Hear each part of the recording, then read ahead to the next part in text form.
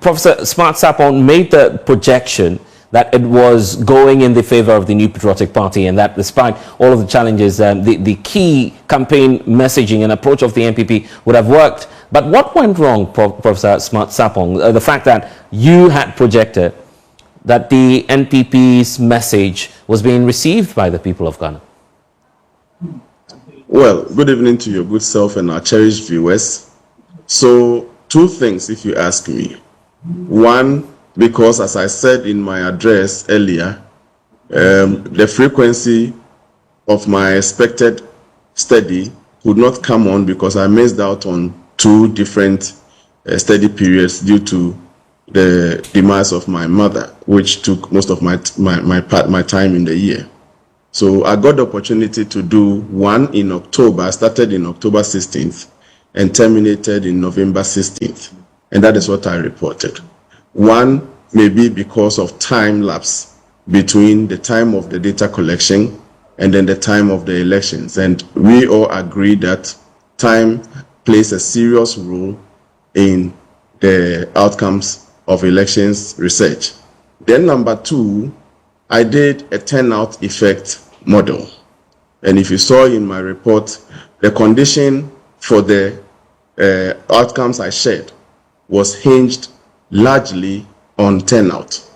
The estimated turnout, 81.4%, was based on the trends that we have, and then the data that I took in respect of persons who were willing to vote as compared to 2022, and then the trend that we already have.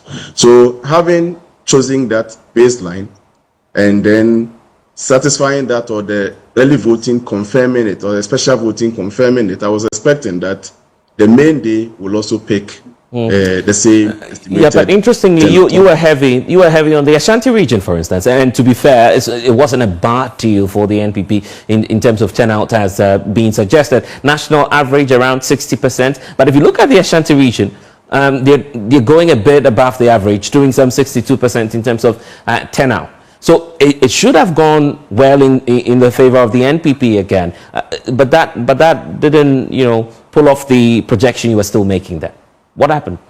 I am yet to see the 60 you are talking about. What I saw was about 45 or 46% in Ashanti region. Anyway, I'm yet to see the final turnout. But what I know generally is that if we have a national turnout of 61 and an estimated turnout of 81, I mean, if the fall was a little around the estimated, maybe 78, 79, some +2, -2, still I would have expected a very stable outcome compared to the model I chose. But following through the elections, once I realized turnout was falling drastically below what I ever envisaged or estimated, I know no model would be stable if the key variable, which is a turnout effect model, so the turnout, once the key variable is thrown overboard or becomes extremely volatile like we saw, it is so what I'm deducing now from your point is that you still stand by that point, that if the NPP had crossed the 80% mark,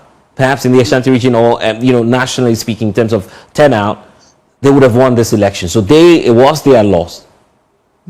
Not NPP, the general interest of the voters. If we had gone up to, and I didn't say win, because of course as it goes up, it was going to go up for both the NPP and the NDC. So if you saw my prediction carefully, I said that as at that time, October 16th, Vice President Bawumia was in the lead, and that it will take the NDC and the NPP, they are the only two that are likely to win. And my recommendation was that they should work hard so they spare us of any option of a runoff. That was classically my conclusion. Great point. And it was hinged on the expected turnout. Let's hear from Musa Dankwa, because he's been your colleague doing all of the polling during the electioneering period. And Musa, I do recall hosting you on X Spaces at 51+ percentage point was your prediction for John Dramani Mahama, but his gone way beyond the expectation even of some of his party supporters. Underestimation, exaggeration, what was really going on there?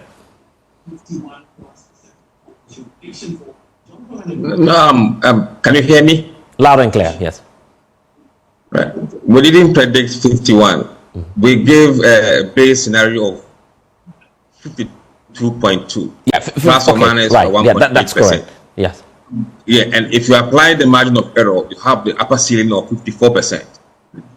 So we are no way off. At the moment, Mahama is doing about 5.6, so we are just 2 percentage points above where he was doing. If you look at the numbers that transpired so far, you could see that Alan Chiramatin and Bida collapsed in the polls, and their numbers went to Mahama. That's why Mahama is outperforming the predictions. I see. Where we are now, you pointed out clearly that economy was top on the agenda for many Ghanaians who were then telling you at the time that they were going to vote for the NDC. Now it's happened. Break that aspect down for us. When the average Ghanaian talks about the economy, what's clearly the expectation? Because now your prediction is a reality. So what did they tell you in that survey? No, they were telling us that the cost of living is very high. Their own personal economic condition in the last 12 months has gotten worse. And that their priority when it comes to voting is going to be the economy. So clearly, these were the reasons that drove John Mahama's performance in the poll. And if you talk to everybody, it's the economy, jobs, and education. And education largely is distance third. So if you look at the top two, it's jobs and education, and these two are interrelated.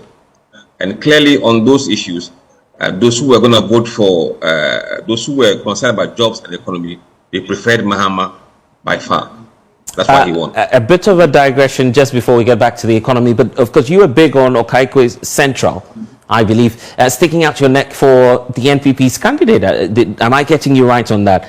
Was that your projection? Because it was reported in the media that you were sticking your neck out for the NPP's candidate. Yeah, just clarify that for us so we understand, you know, what was going into the mathematics there. I said that he was the safest MPP candidate in the Greater Accra region because he was getting about 25% support from the NDC. So his support was largely hinged on the support he's getting from the NDC base. Once the NDC base left him, and his own people didn't show up to vote, clearly he can't win. Okay, so it wasn't an outright win for the candidate in terms of your projections then? No, we were hopeful that he was going to win, but once the variable that he relied on to win did not materialize, and he wasn't the only one. There were about 4 or 5 MPs who were relying heavily on NDC support to stay up in the poll. One of them was Senya East, Hawa Kumsin. Another one was Tojaman. Then Ajib Mesakosa, Those guys lost their seat because the NDC managed to keep their people in line. But what's happening, looking at the parliamentary level, is that the extent of, you know, frustration about the Ghanaian economy? Because overwhelming majority for the NDC there, is that a reflection of how much pain or perhaps concern the average Ghanaian electorate had? Clearly, when people are not, happy with the economy, they're not happy with the job situation, then they will have a down ballot effect. Once they vote against the candidate who is the presidential candidate, they will vote against his MPs.